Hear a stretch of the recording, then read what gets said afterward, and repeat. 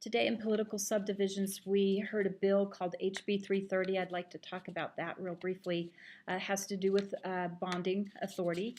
And for a really quick reminder, there are generally two types of bonds that municipalities issue. One is called a revenue bond, and it's called a revenue bond because the bonds are issued to pay for a project that is anticipated will produce revenue. So, and that revenue would then pay back the investors in those bonds. And so an example might be a power system or a transportation system where there will be fares for that transportation system, and so that revenue would then be able to go back and pay the investors in those bonds.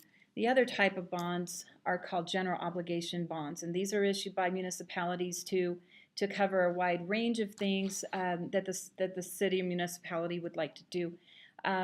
And those are paid back by the taxpayers through taxes, fees, and so forth. So those general obligation bonds are kind of a big deal. And what we also have is something that are called interlocal agencies.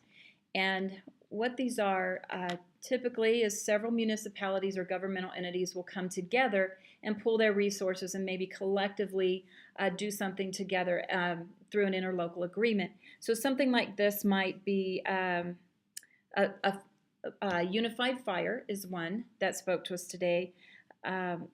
Also, as I Googled, I found a solid waste management, one from up north in Utah, where again these cities would pull together and collectively do something that makes sense to have that economy of scale, or to build a whole system like a sewer system, for instance.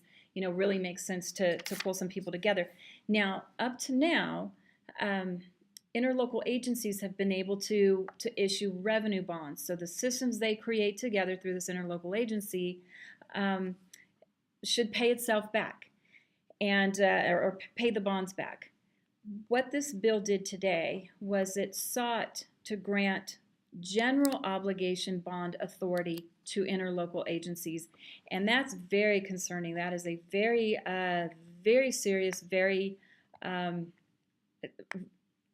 it's a very, very serious and important authority to have. This was granting new authority, and again, these types of bonds are typically paid back through taxation and through fees. And so I'll let you pause for a minute and try to guess how I voted. Okay, I was a no, and I absolutely did not think that we should extend bonding authority of this nature. It's a taxation to interlocal agencies.